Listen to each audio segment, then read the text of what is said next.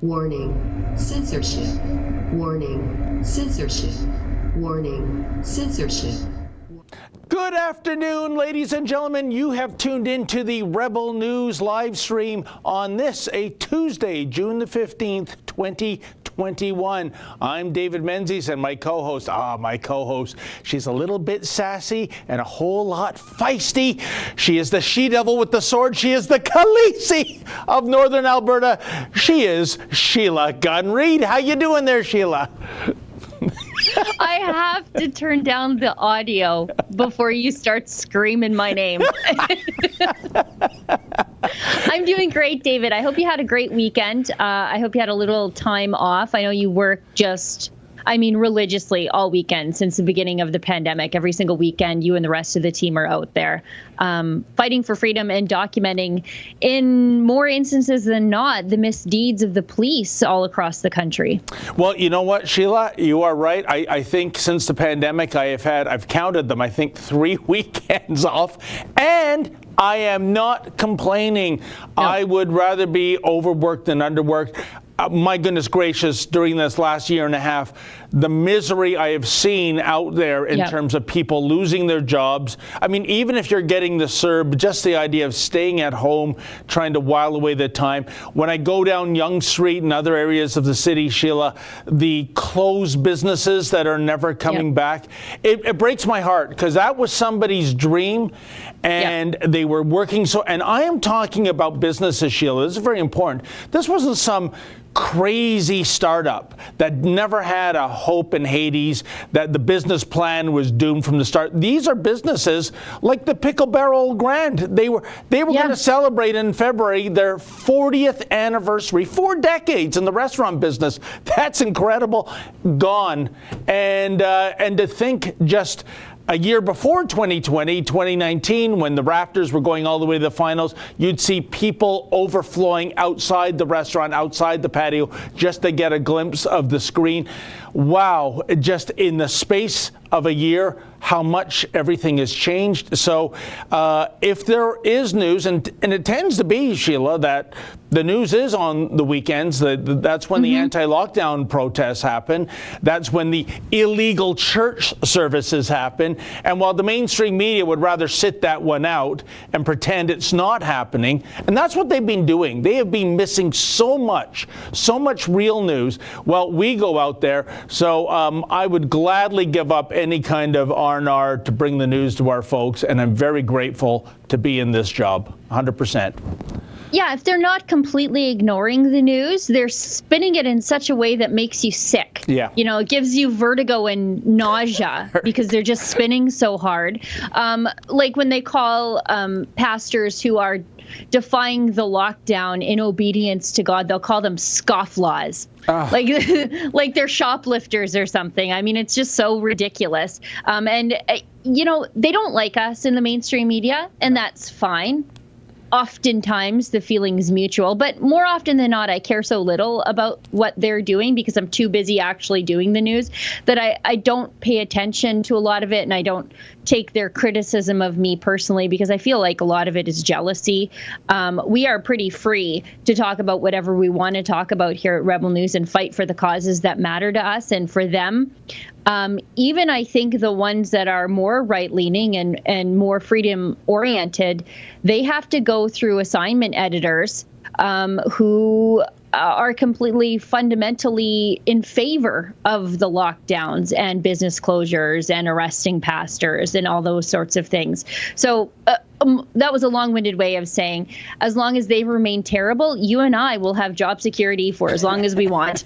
Oh, I sure hope so, Sheila. And one thing you said there that I want to pick up on, the jealousy part of it, I've heard our beloved boss, Ezra Levant, say that too, that he thinks part of the reason why we get that resentment is our freedom to report, our freedom to get the other side of the story. Something that the mainstream media used to do before it became the Praetorian Guard of the government and the bureaucracy in so many cases. And I think there are people who just look upon what we're doing, the stories that we're breaking, the kind of coverage we're producing, and they're saying, I know about this story, but I've got handcuffs on. My higher-ups won't let me report this. That's how it works these days, folks, in the news business. Make no mistake about it. It's a chain of command, and sometimes the reporters you see on the floor, they're just getting messages in their earpiece of how to deliver the narrative. Yeah, and I feel kind of bad for some of the older journalists who they went through journalism school, if they did it all, through a time when it wasn't so social justice oriented. Yeah. They were, they went through journalism school when the idea of journalism was to hold politicians and powerful people accountable and to speak the truth and to speak truth to power. And now it's completely the opposite. What they seem to do is they hold the people and the public and the little guy to account on behalf of the politicians. How many stories do we see about Justin Trudeau or some powerful women in politics getting mean tweets? You're and chasing down grandmas who sent them. Who cares? Who cares? Yeah, you're so right, Sheila. I think the slogan of the Toronto Star for decades was, we're here to comfort the afflicted and afflict the comfortable. And that seems to have gone complete role reversal, because the comfortable are, well, they're the people in government cutting checks for the Toronto Star and their other brethren. And Ezra made another great point, too, that surely makes Justin Trudeau smile. He can barely contain his smile when he's talking about the trained seals in the mainstream media, and that is for $595 million, which in the grand scheme of things, in terms of the Silicon Valley tech giants and whatnot, Sheila, is really chump change. He bought them off. He bought off the newspapers for just over $500 million. Oh, wow. Talk about the deal of the century. Yeah, they went cheap, didn't they? In a country of, approaching 40 million, we think of ourselves as a modern grown-up country, and yet our entire news media could be bought off for a little over $500 million. Wow. Yeah, and of course they want more, and they are now advertising front page. They're using the front pages of their newspapers. I'm talking about the Post media chain here, which is the biggest, with those bizarre letters, Sheila. Have you seen them? They're addressed to Justin Trudeau. It's half begging and half admonishment. Oh, you said you were going to give us more. It's like the media is this Oliver Twist collective with their empty porridge bowl up to the Liberal Party asking for more money. It's like they have no shame. You stole the words right out of my mouth. I was going to say Oliver Twist, except entitled. And that, they're begging, but they also feel entitled, and they're offended because Justin Trudeau hasn't given them enough of somebody else's money who wasn't willing to pay for them in the first place. Nobody is buying your garbage. Nobody. And so instead of doing something to fix the reason nobody's buying your garbage, you're making Justin Trudeau give money from the people who refuse to buy your product. You're so right, Sheila. It's an entitled Oliver Twist. You'd have to change the phrase to read, "Please, sir, I want more caviar." Yeah. Speaking of other people's money and taking money from Justin Trudeau, we'll never do that. And that's why I want to tell you where you can find us today, and how you can support the work that we do. Yes. Of your own free will. We're not going to have some politician snatch your hard-earned money, so you can give it to us. If you want to give it to us, please, that'd be great, because we've got a lot of work to do and a lot of stories to tell. Right now, we are currently streaming on the censorship platform of YouTube. And I call it the censorship platform of YouTube because they have completely demonetized us. And so if you do incidentally see an ad in front of our content, that's YouTube taking all the proceeds of that. And they don't allow for super chats anymore. But we are on YouTube still, kind of for spite, but kind of so that people can find us there. And we don't want to abandon the nearly 1.5 million subscribers that we have there right now. However, we'd love it if you would migrate away from the censorship platform over to a platform that doesn't hate you. Because I don't even care if a platform likes me. I just don't want them to actively hate me. And so over on Rumble is where we are also right now, streaming on Rumble. You can watch us live there. You can also watch us live on Super U. And on Super U, you can do something called a Super U shout. So you can interact with the people who are watching at the same time, sort of that thing that you like about YouTube. But again, Super U doesn't hate you. And over on Odyssey. Now, on Odyssey, you can do something else, too. Besides leave a chat, you can support the work that we do completely willingly by buying some of Odyssey's cryptocurrency. It's called a library, and you can donate some of that to us, and we'll read your comment on air. And it's a great way to support us and support these up-and-coming platforms who apparently care deeply about free speech and not about your politics.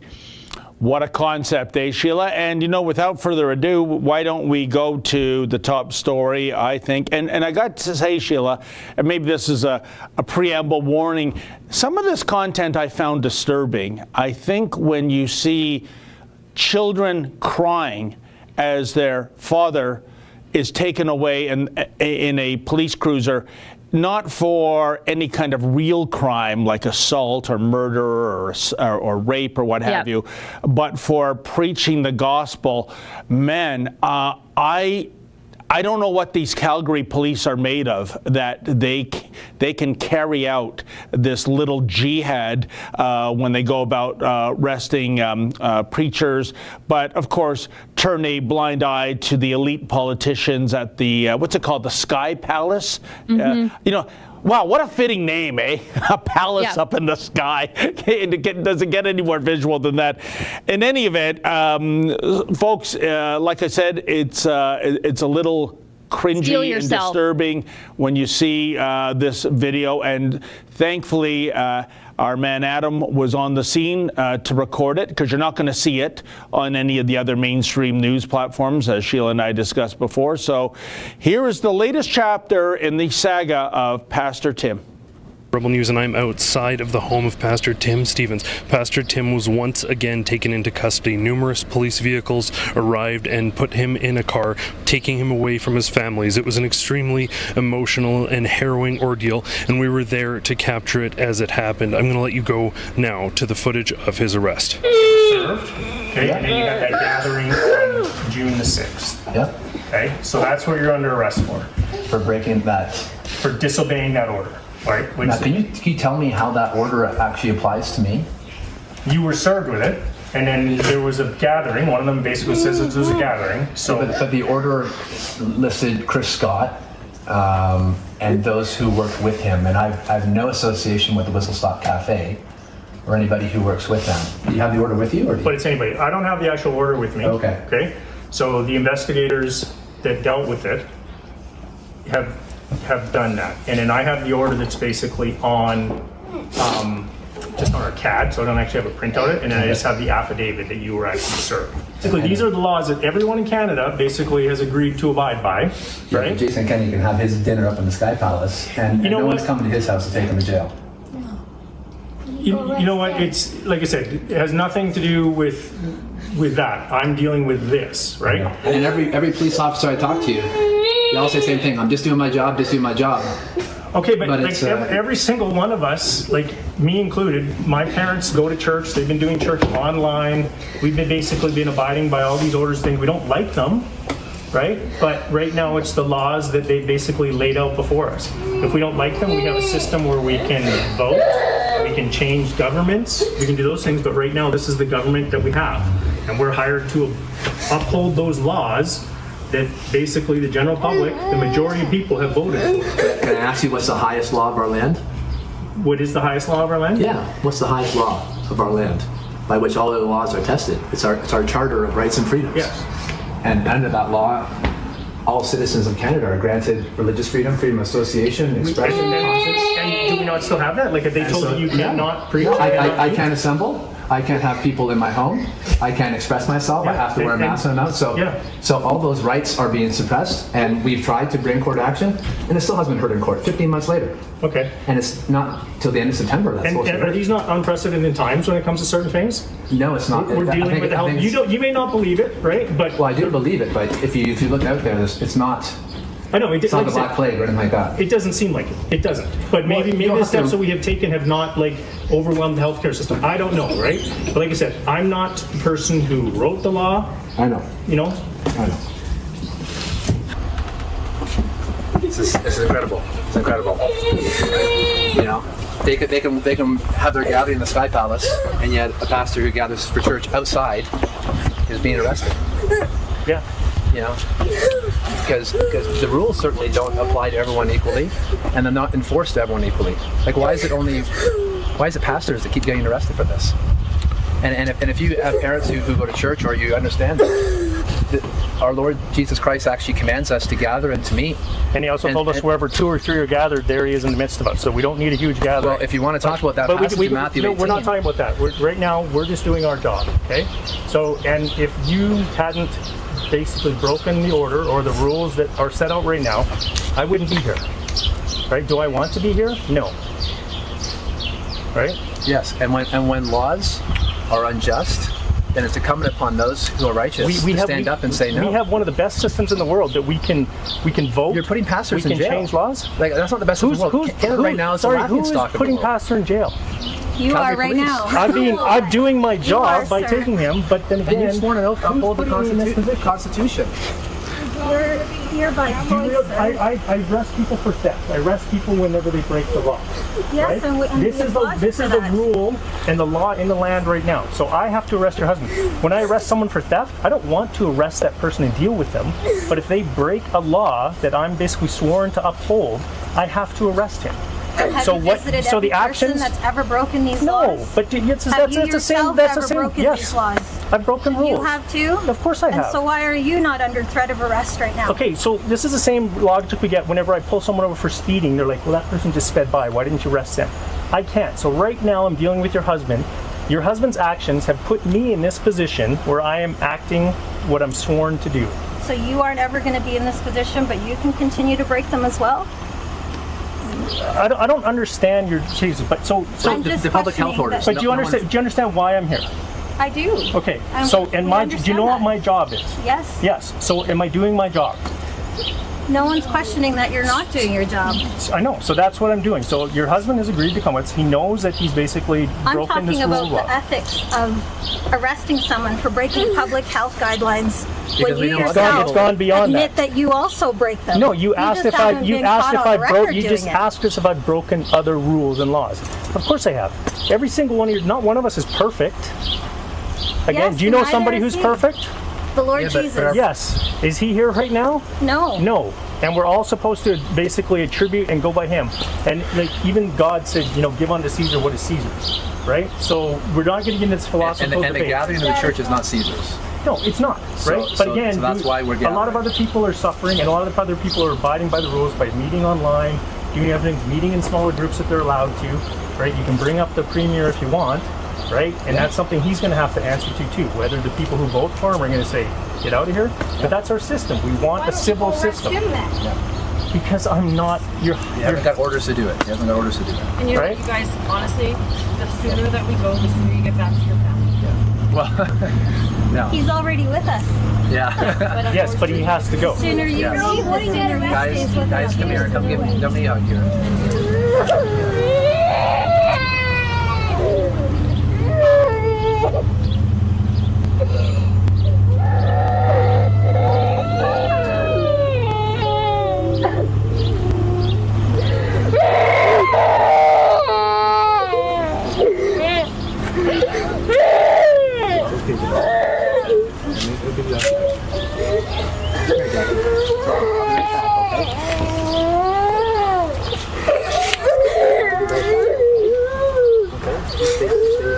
You give mommy lots of hugs. Okay, mommy lots of hugs. Okay, guys? Got it, great news. Help the kids. God, we just do pray that you would strengthen and build your church through this time. Give yourself glory. Pray this all in Jesus' name. Amen.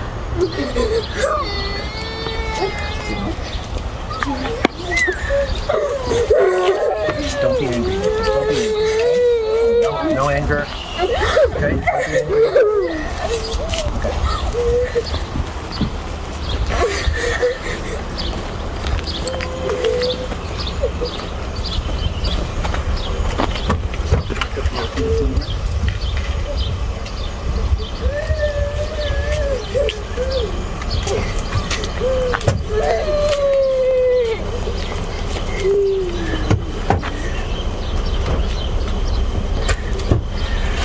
Before I put you in the back, we'll just get you put your hands on the side of the car. So nothing sharp, nothing basically at all in your pockets, nothing we need to worry about. Nope.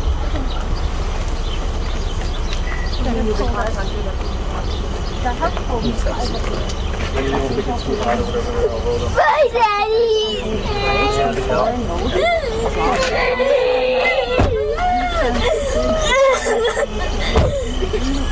That would be for us to actually ourselves go to the government, right? Change laws, but as long as we're working, We don't have to provide proof. We're not going to discuss the validity of that. you guys said you're pursuing a civil suit? I don't know. And I can't speak to that, right? Because I'm unfamiliar with what your husband and you guys think. I just, when they talk about the validity of those things, they've punted. And they just say, did you break the order? Now go to jail. But they won't even discuss the validity of any of those orders. And when you say that there's an opportunity to go through the legal means, we're 15, 16 months into this, and they have yet to provide anything in court. That's not like a delayed access to justice is not just at all. Yeah. It's frustrating. Absolutely, it's frustrating. Yes, it's frustrating for us too, right? But we have a job. Do you have a means to speak about those kinds of frustrations? Same as you, right? If my personal beliefs were the same as yours, then I would absolutely speak on that behalf. No other jurisdiction is imprisoning pastors for breaking health orders. Again, I'm not going to speak to that, okay? In Canada. Okay. It's only Alberta. I would say continue the course that you're continuing on. Push further ahead, push harder if you need to, and that's all I can tell you. How much harder can we push here? I don't know how far you've gotten. Will you arrest me and take me away from them too? I have no reason to arrest you, right? So I'm going to leave it at that, okay? But I say just stay your course. If you feel that strongly about it, just stay the course, okay? Contact your lawyers after we leave today. Tell them what happened. Like, these guys are taping, right? You know we're taping, they're taping. You have your supporters. Follow through on what you can and what you feel is right, okay? Okay. Do you feel this is right? Can you guys share maybe why Jason Kenney gets a free pass and you're arresting pastors across the province? Any comment, any emotion for this family whatsoever? No, you're just going to drive off just like that. Is this why you became a police officer? No, sir, I did not. Have a good day.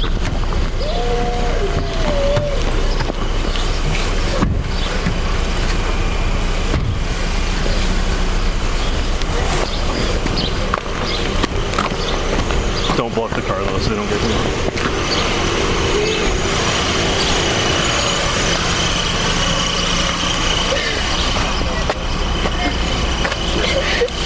My daddy. Bye, guys.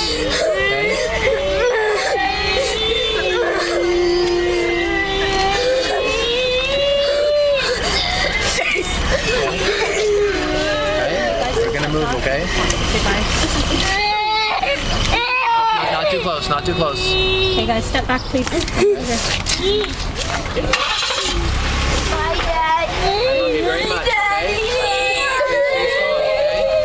Christ will build his church.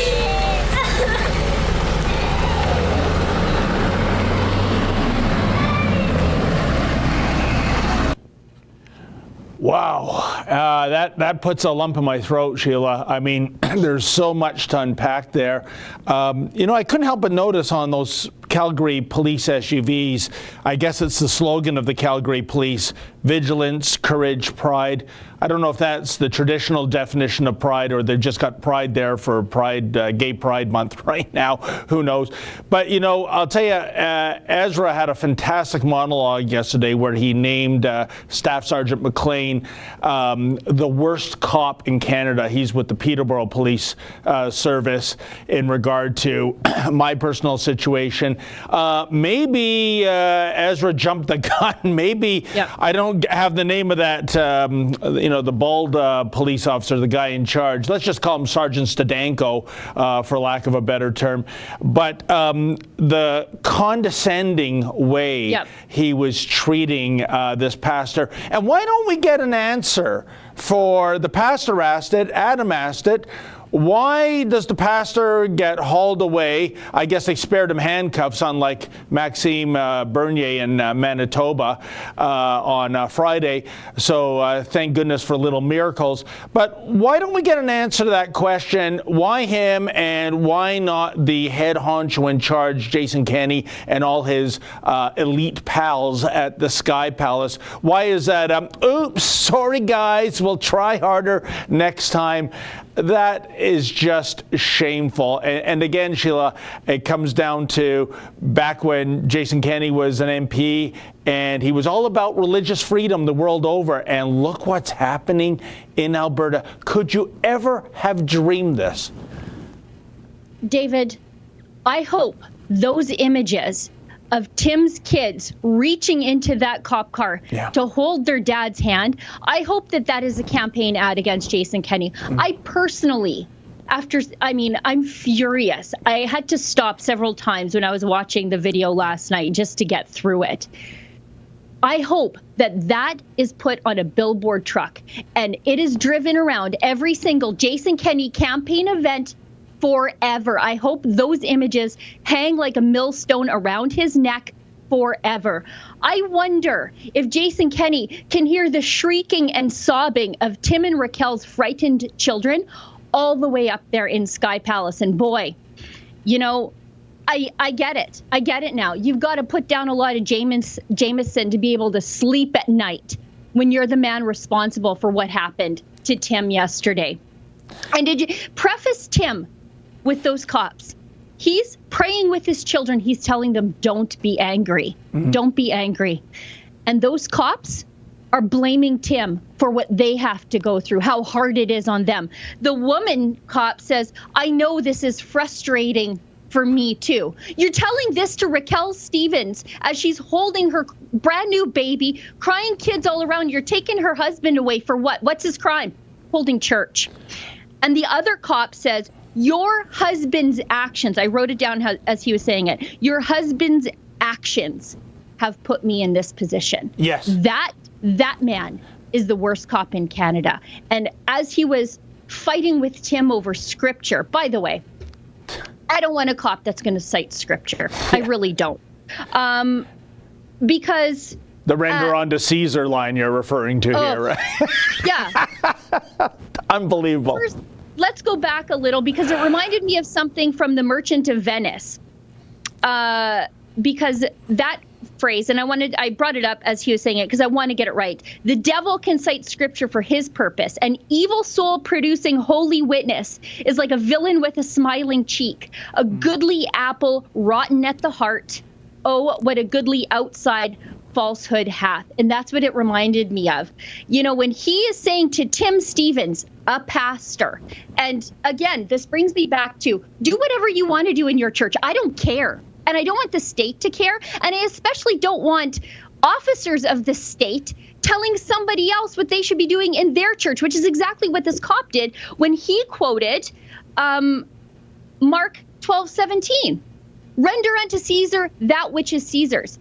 That's the preface there. That which is Caesar's. The next part of that is render unto God that which is God's. As in the church belongs to God and not the state. Do what you need to do for the state, but do not suck things into the state that don't belong to the state. I cannot get over the pathetic attempts of that Roman soldier, I'll call him, to twist scripture. There are those of us who believe in separation of church and state, like me, as in I don't want the church molested by the state.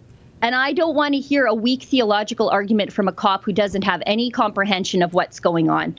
And finally, for context, do you know how many new coronavirus cases were diagnosed in Alberta yesterday? 115 in a province of 4.5 million. Tim Stevens is not only being arrested under an order that doesn't apply to him at all, but secondarily for a health emergency that no longer exists. Shame on everybody involved here. It's one of the worst things I've ever seen. It is shameful. And two things, Sheila. One is the mixed messages. Those cops were saying, well, if you hadn't put us in this predicament, we wouldn't be here. We wouldn't be arresting you. And then the female officer says to Tim Stevens' wife, stay the course. Basically, fight for what you believe in. But wait a minute.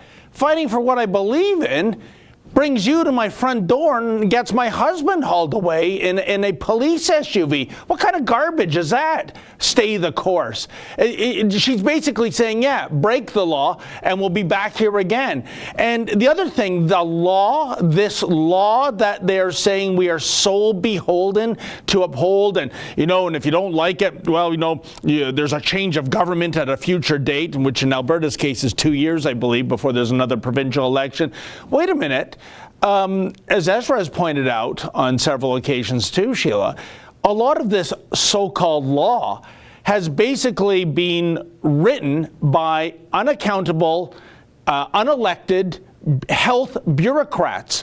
And I refuse to call them top doctors like the mainstream media does. No. Most of these cats haven't practiced medicine in decades, if they practice it at all. So it's not so much law, it's rules that are being put in place by people who are never elected, who are never meant to write our laws. And I'm telling you, Sheila, whenever this pandemic ends, there's going to be a day of reckoning. We have to ensure we never end up in this situation again, where the Cruella de Villas of the world become drunk with power and destroy people's lives without any kind of empathy whatsoever. Anyways, that's what I have to say. Did you hear Raquel Stevens, though? Or did you hear her push back on that cop who said, well, stand up for what you believe in? And Raquel goes, and then what? You going to take me? Are you going to take the kids next? Like, that's what Tim's going to jail for. It's not bad enough that they seized his church property. They've grace life them completely. Yep. They seized the church property. Now they've taken Tim. And from what I understand, Tim had a bail hearing last night. And just like Pastor Coates, he cannot abide by those bail conditions. So he's going to stay in jail. And Raquel's got all those kids to take care of by herself. And those kids are traumatized. They've seen their dad arrested by the state twice. It's the worst thing I've seen in this pandemic. The absolute worst is the trauma that those kids and that family has been put through twice at the hands of Jason Kenney and the police in Calgary. And one other thing I want to say, Sheila, is that, Pastor Tim Stevens, what a class act. I mean, he could have been, well, it wouldn't be in him to drop an F-bomb, but I mean, no. As a viewer, you get so enraged watching this, and I don't want to say what I was muttering while I was watching it, but he is calm, cool, collected. He's all about love. He's hugging his family. He's not even in the face of these police officers, and he has every right to be. I just want to say what an incredible class act. And I hope your wish comes true. I hope when the election comes along, those images resurface to remind people that Premier Kenney was behind this. Yeah, I mean, I should be taking Pastor Tim's advice when he said, don't be angry, because I'm furious. Like, my blood is boiling. Yeah. But I guess it's better to be mad than to be just a wreck because of what I've just witnessed the state put that family through. And who knows when Tim's going to get out? Who knows when they end it? I mean, we're moving into stage 3 here in Alberta, where there's going to be no masks and no restrictions. You're going to keep this guy in jail for what? Till when? After stage 3? Till we're at COVID 0? What is it going to take for Tim him to be allowed to do what he is called by God to do. And again, no coronaviruses, no cases linked to his church, not a one. So where do the two things meet? How does the enforcement of these regulations meet the threat that Tim is putting the community in? And again, the Sky Palace incident, we have video footage of that. We have the proof in the pudding. What, that's a nothing burger? I mean, it's now become a joke that Premier Kenney is leading by example.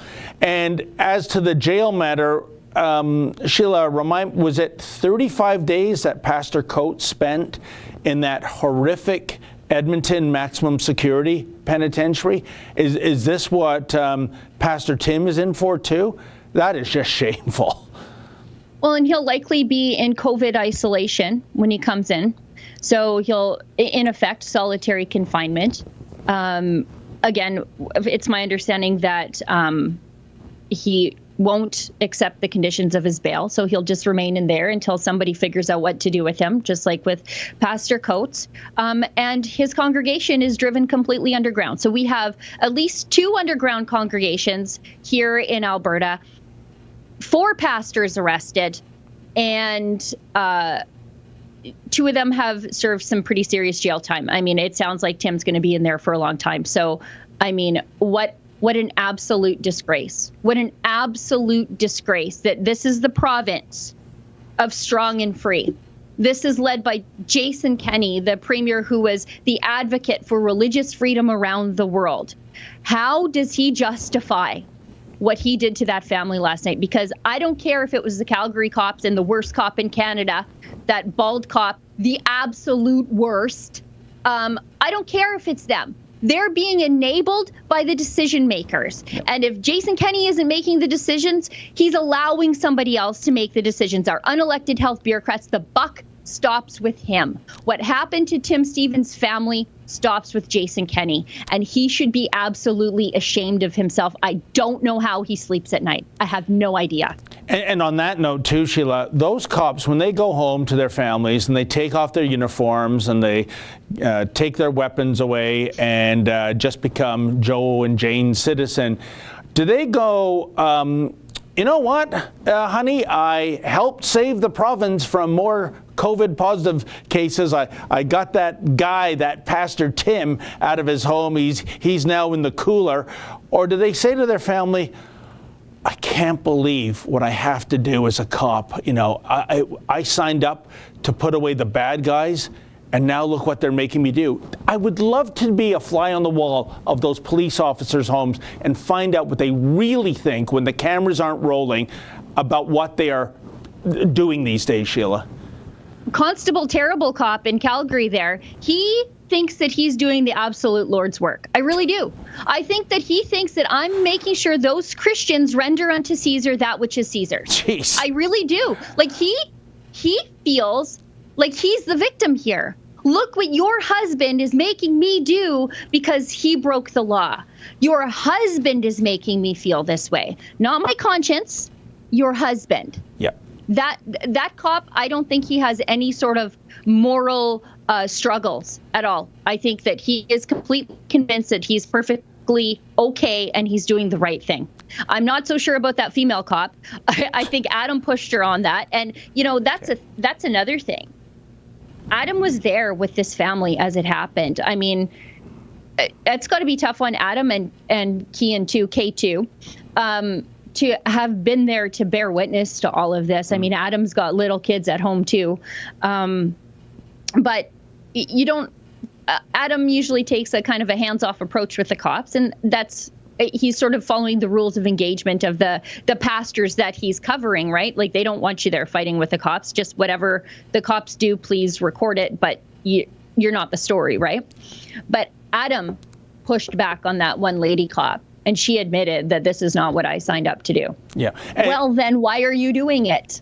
And Sheila, before we get to the chats on this, Adam and K2 were kind of lucky in a way that this didn't happen in Hamilton or Peterborough, because they could have been ticketed or arrested. Lack of social distancing, not wearing a mask. There was nothing to laugh about, but if they had laughed, evidently that's offside in Peterborough too. We'll get to that in a few seconds, folks. So in a way, they're lucky. They certainly had room in those other SUVs parked outside. By the way, why such a display of force? They know this isn't a crack den in Calgary that they're going into with illegal handguns. They know this is a gentle, peace-loving pastor, a true gentleman, and they had to bring that kind of show of force? What the? It's intimidation. It's the same reason they bring the riot squad to Pastor Art. It's the same reason they took him down like he was a terrorist. Yep. On the street. I mean, you look at how they are treating this cop versus the red carpet rollout they got for Omar Khadr, or treating these pastors versus the red carpet rollout that Omar Khadr gets, right? Same province. One's a convicted Al-Qaeda terrorist and the other ones just want to be obedient to God. I can't get over how bad that cop is. Yes, the cop who is offended that you chuckled and shook hands and did normal human things, he's bad. Yeah. But I think that this cop in Calgary, and I'm dying to know his name, I hope you're watching. You are the worst cop in Canada, the most revolting, stomach-turning cop in this entire country. I hope you know that. And given that you've, according to Sheila Gunn Reid's estimation, you've bumped off Staff Sergeant McLean at the Peterborough Police Service, wow, that's saying a mouthful. Jeez. Trying to victim blame the father he's snatching away from his family as he's doing it and making himself the victim, and citing scripture to justify the arrest of the Christian pastor in front of his family. I don't know. I don't know if that can be topped. And that seems to be a bit of a trend emerging, right? Our beloved colleague Tamara Ugolini out in Cobourg, she had a piece several weeks ago, Sheila, remember, where the Cobourg Police Service was complaining about the stress of handing out all these anti-lockdown tickets. And I can't remember the name of the Cobourg police chief, a tall, bearded individual. All you remember is his gender pronouns, he, him. Every time. So Chief he, him was saying, oh, look at us. Look, it's so tough. It's so hard. Can you believe it? Yeah, I can. I can believe that a cop like that would be concerned about how hard it is on his members to go around arresting law-abiding people. Yeah. And again, turning the cops into the victims here. I'm pro-cop, but boy, these bad apples, they really can turn the tide for an entire police service. Oh, yeah. And it's going to take a very long time for police services to repair the reputations that they have allowed to be damaged so greatly by the bad apples in their midst. 100%, Sheila. And the worst thing about it is it doesn't have to be this way. There is no health crisis by having church services. There is no science behind this. Please spare us. We're just following the rules while you give a pass again to Premier Kenney and his friends for Up in the Sky Palace whining and dining. So, please. But anyways, I think we have some chats, do we not? Yes. By the way, speaking of another politician that deserves those images of Tim Stevens crying children on a Jumbotron truck driving around his constituency office, Tyler Shandro, the health minister. You're in charge of AHS. You did nothing. Even if they went rogue, sure they did. But even if you want to claim that they went rogue and got this order that's now they're using to go around and lock up pastors, you're in charge of AHS. Yep. Have them go before a judge and have that order tossed out. But you haven't. You've seen pastor after pastor get arrested, and you're perfectly fine with it. We need to put this on a Jumbotron and drive it around Shandro's office. If he's going to the grocery store, I want a Jumbotron following him like a jaguar hunts a gazelle, so that those images follow him forever. I love that idea, Sheila, and you got the clout around here to make it happen. I can say that.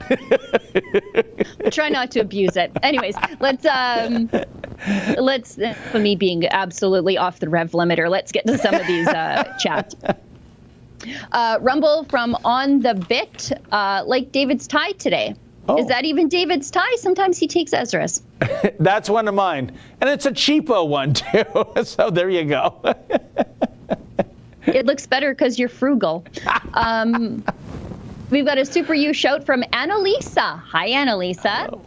She says this is heartbreaking. Yeah, it is. It is. A Rumble chat from Ricadio, I think is how I say that. Oh, that explains why I'm having trouble. If you'd think if you go to arrest someone, you would have the warrant, and documentation to back up the claim on your person. Yeah, apparently cops can just go to your house without a warrant and stuff you in a cop car in front of your family. Is that how it works? Because it's cops, like the Stevens family said, where's the warrant? Oh, we don't have it, but you know about it. Oh, no, go get it then. Go get it. That's very, I missed out on that, shamefully.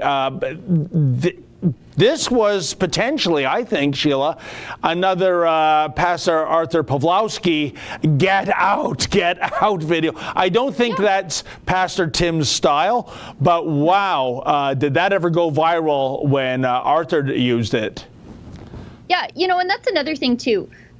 People will say, oh, I don't like Pastor Art's style, how he talks to the cops, use of the words Gestapo. Look, he's Polish. I'll give him a pass. Yeah. Right? Fine.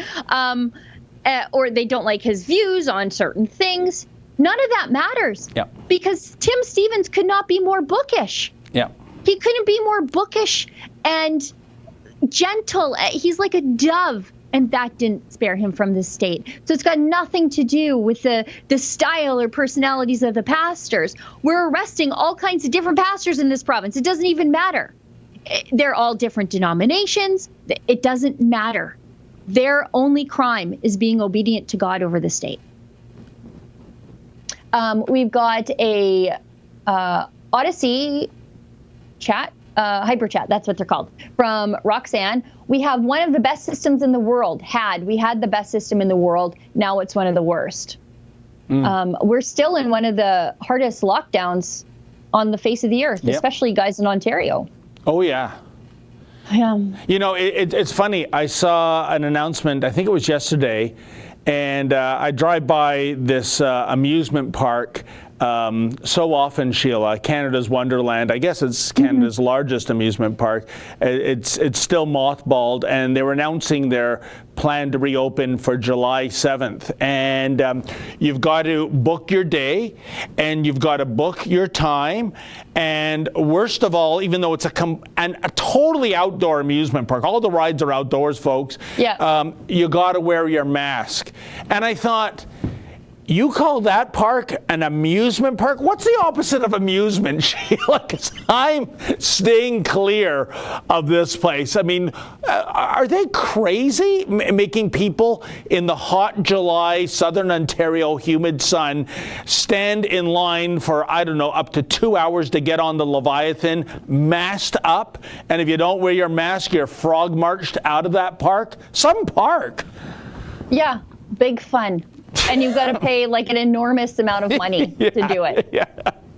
Oh, boy. Super U shout from Donald Best. Policing will never recover from 18 months of civil rights violations and brutality against its citizens. Yeah, we've created a generation of people who loathe cops. And Donald knows what he's talking about, too, folks. Mm-hmm. Another Super U shout from Donald Best. Reporter, is this why you became a police officer? No, I did not. Very telling. Yeah. Yeah. Then again, why are you doing it? Why are you doing it? A Rumble chat from Nick Monk. So strange that this is in Alberta. It used to be the most freedom-loving part of the country. Yeah. We still are. Don't attribute the qualities of our politicians to the qualities of our people. That's why we're so hard to contain.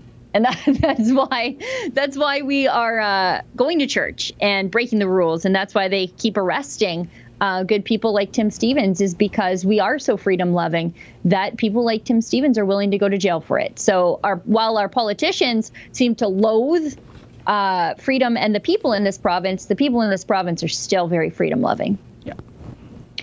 Super You shout from Annalisa. She's crying again. Yeah, that's terrible. It's just a terrible, terrible image. Those kids, those crying, shrieking kids. I mean, just when they're saying bye, daddy. I mean, how did those cops do that? How did they do it? A hyper chat of one library from Benga. Would the police do this to an imam? I'm not sure. No, because the politics and the mainstream media would scream bloody murder. This is a disgrace for the police. I can't say that they wouldn't do it to an imam. What I can say is that they're only doing this to Christian pastors. Hyper chat of one library from Revelator, Mercenaries at Work. Joyful art from the heart. Everyone should email the video to Jason Kenney. Yeah. A hyper chat of 5 library. Rebecca Henderson, as someone studying social work, having a parent who is arrested traumatized a child enough for the rest of their life. Yeah. And causes irreversible negative health outcomes for the rest of their life, even premature death on the ACE scores. Shame on Kenney and the police and others who support scumbags like that. Now, you're saying scumbags. I'm not. I'm just reading the super chats. But it's absolutely despicable what the state has put those kids through twice now. Their dad's been arrested in front of them. And Sheila, an interesting point about emailing the video to Jason Kenney. I wondered, does Jason Kenney, do you think he follows the content on Rebel News, or would that be just like too much kryptonite to absorb on an hourly basis? I hear things from within the Premier's inner circle. When we say things that are critical and they hear about it from the public, I hear about it. Good. So yeah. We've got a Rumble chat from Chronic Bud 99. If this story gets covered by the state broadcaster, it will be titled "Anti-Masker Pastor Arrested." Yeah, exactly. Scofflaw pastor arrested. We've got a Rumble from Corey Farmer. I break the law, but we are not perfect. Hold on, I don't steal, and I think, well, I can do this even though I arrest for it. Haha. Yeah, that cop is just crazy. Saying, well, I'm not perfect. Well, then go straight to jail, because that's what you're doing to Tim. Straight to jail. Off you go. Or don't quit. And how terrible of you to do that to your fellow police officers, to make them have to arrest you. How awful. A Super You shout from Bishop. Think of how many criminals were released from prison to make room for decent citizens and pastors. Well, I can tell you, one of those numbers at the Remand Center in Edmonton, approximately 500 were released over the course of the pandemic, either given community release or release just basically on their own recognizance to save them from the coronavirus outbreak. And apparently there were a couple, perhaps even 3, at the Remand Center, and that's where they held Pastor James Coates. So they took Pastor James Coates out of a perfectly healthy congregation and stuffed him into a facility that has had coronavirus outbreaks, and where they released other prisoners, violent prisoners, to save them from the coronavirus, apparently in the interest of public health. So we release violent criminals that broke real laws to make room in the Remand Center for phony baloney health official laws so that we can get pastors put there. Yeah, that makes sense to me, Sheila. Yeah, and it's because the pastors, according to the government, were putting the community at risk.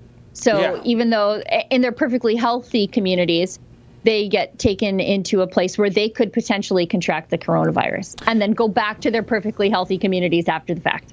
Could you imagine being one of the victims of one of those 500 real criminals, and you said some of them were indeed violent, and you hear through the grapevine, because I don't even think you're even told as a victim by the authorities that such and such is out.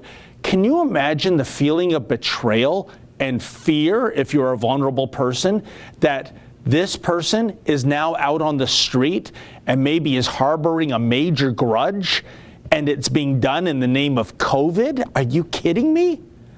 Yeah, and just think for a second, a lot of people, and I only know this because I have cops in my family who are very frustrated by all of this. There is a thing now that they're doing that's called no cash bail. And basically, you can get out on bail with no cash. So anybody can get bail if you're like anything from a violent sex offender is sort of kind of the cutoff, but not always. You can get out on no cash bail. So the people who are being remanded, they're not exactly the nice guys because you could pretty well get out on no cash bail. And, you know, for good cops who are dealing with recidivists, they're like, I just picked this guy up yesterday. How did he even get bail? Oh, no cash bail.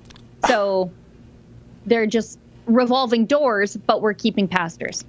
I didn't know that was a thing, Sheila. It sounds like de Blasio's New York.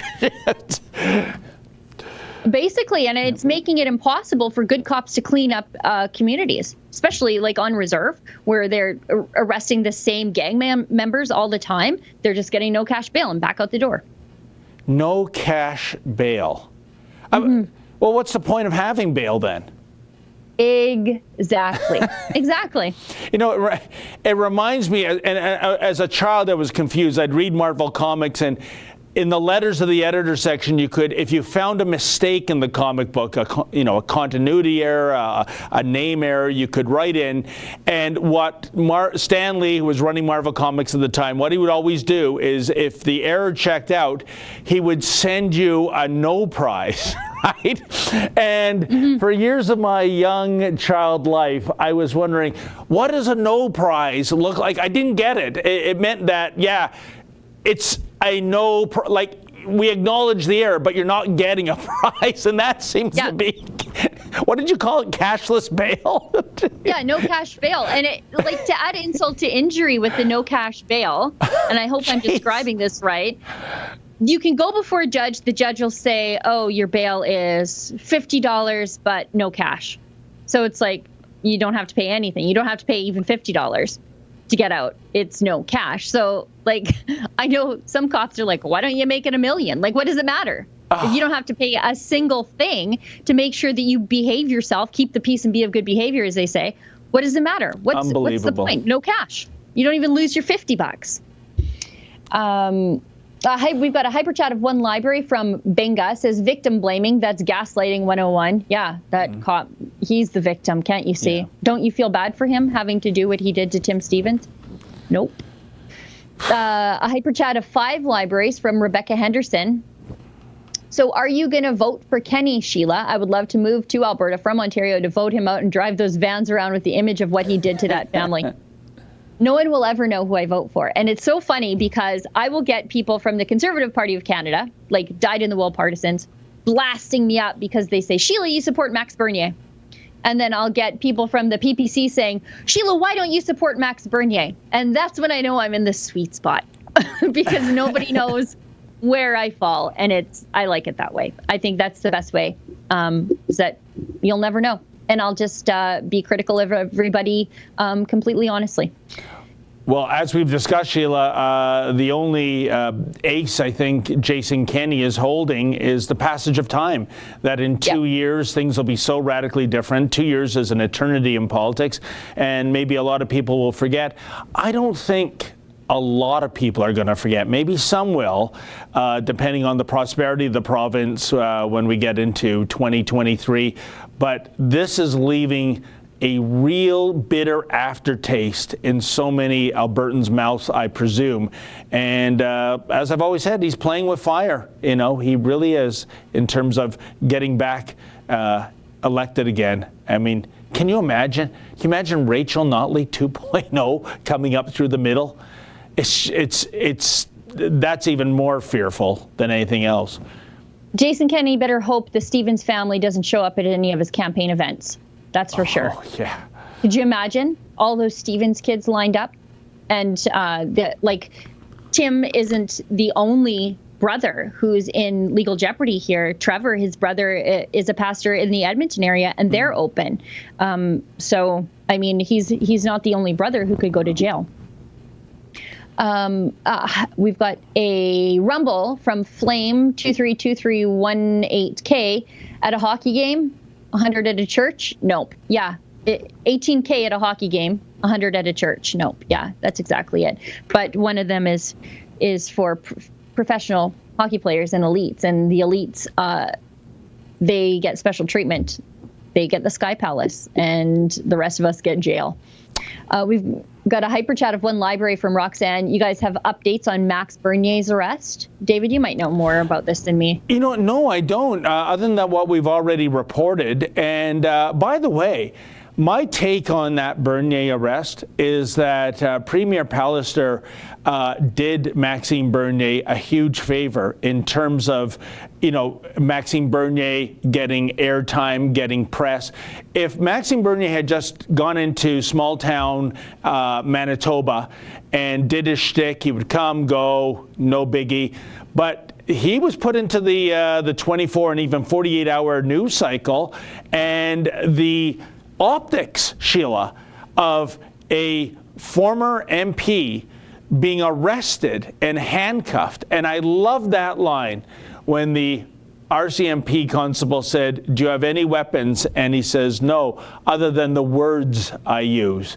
Wasn't that amazing? But that image gave, I think, Bernier so much political capital that my words, my ideas, my thoughts that are not hateful at all, they're just contrary to the elected class right now, are so dangerous. He has to be pulled over, handcuffed, and taken away in a police SUV. It couldn't have made Bernier's point any more forceful than those images, Sheila.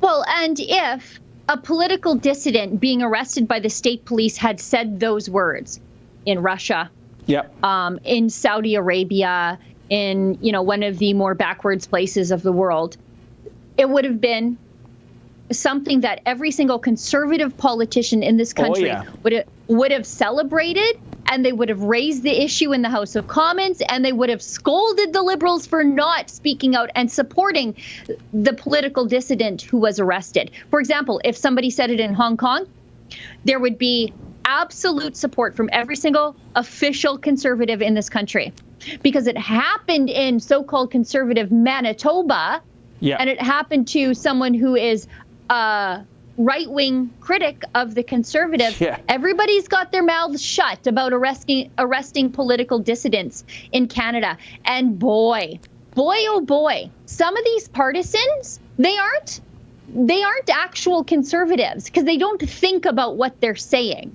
They're saying stuff like, well, he just should have followed the rules, and we don't need him coming into our province and breaking health rules, and this and that. And it's like, even if you think that way, he's there for a political reason, and your values about free speech and opposition to the government, they should not be contingent on whether or not you like the message from the guy saying it. 100%. Because then that's not free speech. It's just one state partisanism. Yeah, you're so right, Sheila. This is Banana Republic kind of stuff. Yeah. This is what happens. And of course, I'm in a dilemma, because I'm thinking we can't grow bananas in Canada, so maybe we should call ourselves a maple syrup republic for northern countries that act like banana republics do. Yeah, we're a maple syrup republic. Yeah. We've got one more hyper chat, and then I should clarify. Justin advises that we have 2 interviews coming out with Bernier. And one is from Ezra, and that's in English, and a French one from Alexis. Oh, great. Or Alexa. Alexa, Justin. Alexa. I thought, Ezra says Alexis, because, the other day he said to me, Sheila, he took me aside, he says, what do you think of that new Alexis? And I said, well, Ezra, I'm more partial to BMW and Mercedes. Oh, and then I realized we weren't talking cars. Yeah. It's time to go. We've got to finish up this one last hyper chat from Agatha. She says, Rebel News, please start a billboard campaign. Okay, I am going to broach that subject at our afternoon meeting today. because I think there's things to be done to shame these people. What they did to this family should not easily be forgotten. And that's it. We're all caught up, I think. Well, fantastic. Well, we had a whole sheet again of topics, folks, that we never got to. But this was so important, and it was so heart-wrenching as well. In any event, thank you so much for tuning in. Thank you to Justin. Thank you to all the people putting in those chats, which have some kind of monetization attached to them. And Sheila and I will see you back in this space at this time on Thursday. In the meantime, stay sane.